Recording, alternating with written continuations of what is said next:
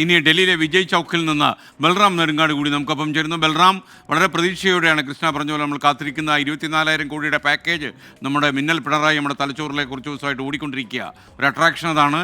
ഇപ്പോൾ ഡൽഹിയിൽ പൊതുവെ ബജറ്റ് അവതരിപ്പിക്കുമ്പോൾ നമ്മൾ അറിയാൻ പോകുന്ന കാര്യങ്ങൾ എന്തൊക്കെയായിരിക്കും പ്രേക്ഷകരോട് പറയാൻ കഴിയുന്നത്?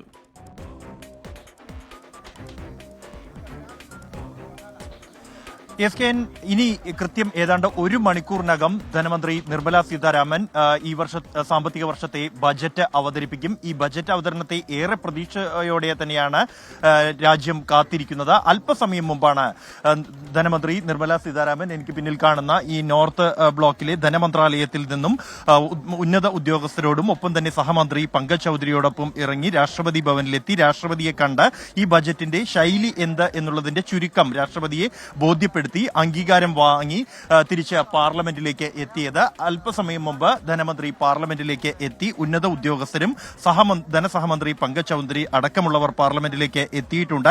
ഇനി പാർലമെന്റിൽ വെച്ചായിരിക്കും പ്രധാനമന്ത്രി നരേന്ദ്രമോദിയുടെ അധ്യക്ഷതയിൽ യോഗം ചേരുക. ഇതിനുശേഷമായിരിക്കും ബജറ്റ് അവതരണം ഉണ്ടാവുക. ഇത്തവണ ബജറ്റ് അവതരിപ്പിക്കുമ്പോൾ ഒട്ടേറെ പ്രത്യേകതകളുണ്ട്. ആ പ്രത്യേകതകൾ കൂടി നമുക്ക് എടുത്തു പറയേണ്ടതുണ്ട്. ധനമന്ത്രി ഇത്തവണ ബജറ്റ് അവതരിപ്പിക്കുന്നത് പേപ്പർലെസ് ബജറ്റാണ്.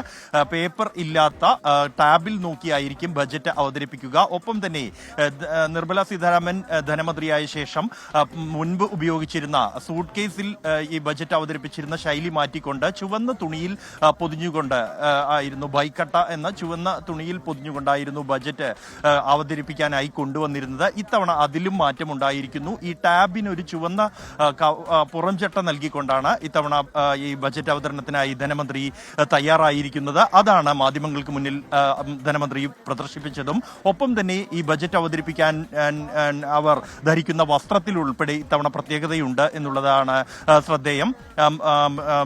പത്മശ്രീ പുരസ്കാര ജേതാവ് ദുലാരി ദേവി, അവർ മധുബനി ചിത്രകാരിയാണ്. അവർ സമ്മാനിച്ച സാരി ഉടുത്ത് അവർ ആവശ്യപ്പെട്ടതനുസരിച്ചാണ് ആ സാരി ഉടുത്തുകൊണ്ടാണ് നിർമ്മല സീതാരാമൻ ഈ ബജറ്റ് അവതരിപ്പിക്കുക. അത് അവരോടുള്ള ഒരു ആദരം, ഒപ്പം തന്നെ മധുബനി കലയോടുള്ള ഒരു ആദരമായാണ് ഇത് എന്നാണ് ധനമന്ത്രാലയവുമായി ബന്ധപ്പെട്ട ഉന്നത ഉദ്യോഗസ്ഥർ വ്യക്തമാക്കിയിരിക്കുന്നത്. ഈ ബജറ്റിനെ സംബന്ധിച്ചിടത്തോളം രാജ്യത്തിന്റെ പ്രതീക്ഷകൾ എന്നുള്ളത് ഏറെയാണ്. പ്രത്യേകിച്ചും രാജ്യത്തെ അടിസ്ഥാന സൗകര്യ വികസന മേഖല, ഒപ്പം തന്നെ കാർഷിക മേഖല അടക്കമുള്ള വിവിധ മേഖലകൾ ഇത്തവണ ഈ ധനമന്ത്രി അവതരിപ്പിക്കുന്ന ബജറ്റിൽ വലിയ പ്രതീക്ഷയാണ് പുലർത്തുന്നത്. വിജയ് ചൗക്കിൽ നിന്ന് തന്നെ വിനീത ബീജി കൂടി നമുക്കൊപ്പം ചേരുന്നു. വിനീത, ബജറ്റ് അവതരിപ്പിക്കുന്നതിന് മുമ്പ് ഇനി കുറച്ച് സമയം മാത്രമേ ബാക്കിയുള്ളൂ. എന്താണ് വിനീതയ്ക്ക് പ്രേക്ഷകരുമായി പങ്കുവയ്ക്കാനുള്ള വിവരങ്ങൾ?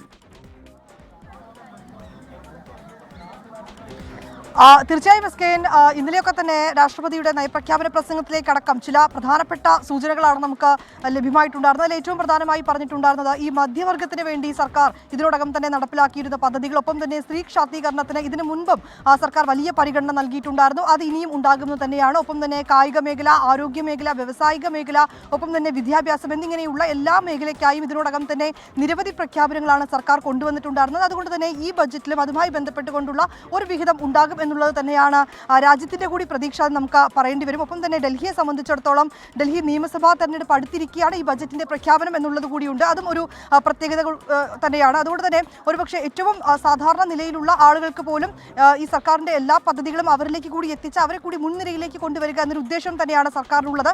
ഇതിന് രാഷ്ട്രപതിയും അതുമായി ബന്ധപ്പെട്ട് തന്നെയാണ് നയപ്രഖ്യാപന പ്രസംഗത്തിൽ വ്യക്തമാക്കിയിട്ടുണ്ടായിരുന്നത്. കായിക മേഖലയ്ക്കും ഈ വിദ്യാഭ്യാസ മേഖലയ്ക്കും പുറമെ സ്ത്രീ ശാക്തീകരണത്തിനായി നിരവധി പദ്ധതികൾ ഇതിനോടകം തന്നെ സർക്കാർ കൊണ്ടുവന്നിട്ടുണ്ട്. അതുകൊണ്ട് തന്നെ ഈ ലഖ്പതി ദീദി ഉൾപ്പെടെയുള്ള ചില പദ്ധതികൾ കഴിഞ്ഞ സമയത്തൊക്കെ കൊണ്ടുവന്നതാണ്. ആ പദ്ധതിയുമായി ബന്ധപ്പെട്ട് ഈ സ്ത്രീകളെ സംരംഭകരാക്കി മുന്നോട്ട് കൊണ്ടുവരിക എന്നുള്ളതാണ് ആ പദ്ധതിയുടെ ഒരു ലക്ഷ്യം. അതുകൊണ്ട് തന്നെ ഈ ബജറ്റിലും സ്ത്രീ ശാക്തീകരണത്തിനും ഒപ്പം തന്നെ യുവാക്കൾക്കും വിദ്യാർത്ഥികൾക്കും കർഷകർക്കുമായി നിരവധി പ്രഖ്യാപനങ്ങൾ ഉണ്ടാകുമെന്ന് തന്നെയാണ് പ്രതീക്ഷിക്കുന്നത്. ഇപ്പോൾ സൂചിപ്പിച്ചതുപോലെ കേരളത്തെ സംബന്ധിച്ചിടത്തോളം എയിംസ് ഉൾപ്പെടെയുള്ള വലിയ പ്രതീക്ഷയിലാണ് കേരളവുമുള്ളത്.